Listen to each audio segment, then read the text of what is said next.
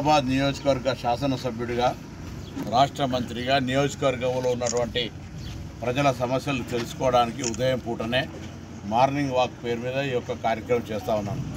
నేను నియోజకవర్గ ప్రజలందరూ కూడా విజ్ఞప్తి చేస్తూ ఉన్నా. అదేవిధంగా తెలంగాణ రాష్ట్రంలో ఉన్నటువంటి వాళ్ళందరూ కూడా మీ సమస్యలు ఏదైనా ఉంటే మీ ప్రజాప్రతినిధులకు తీసుకెళ్లే ప్రయత్నం చేయండి. వాస్తవంగా కరువు ఉంది. వర్షాకాలంలో సరి అయినటువంటి వర్షాలు పడని కారణంగా రైతాంగానికి కొంత ఇబ్బంది వస్తున్నటువంటి మాట వాస్తవం. అయినా ప్రభుత్వం అన్ని రకాల చర్యలు తీసుకునే ప్రయత్నం చేస్తూ ఉంది.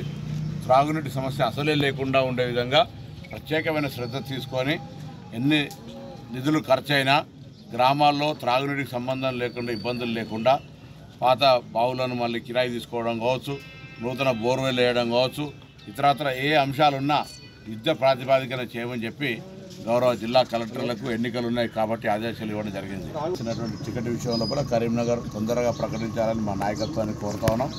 అభ్యర్థుల ఎంపిక సంబంధించి కూడా తొందరలో మీరు ఏ నిర్ణయం తీసుకుంటారో ఆ నిర్ణయానికి మీరు కట్టుబడి ఉండేటువంటి కార్యకర్తలుగా తొందరగా నిర్ణయం తీసుకొని అభ్యర్థి ఎంపికలు జాప్యం లేకుండా చేసినట్టయితే ఈ సీటును కూడా గెలిచే విధంగా అందరం 4 శాసనసభ్యులం కావచ్చు, పోటీ చేసిన అభ్యర్థులు కావచ్చు, గ్రామస్థాయి కాంగ్రెస్ దాకా కార్యకర్తలందరం కూడా ప్రభుత్వం జరుగుతున్నటువంటి ఒక మంచి పరిపాలన దృష్టిలో కానీ ఇవన్నీ తీసుకొని ముందుకు పోతాం.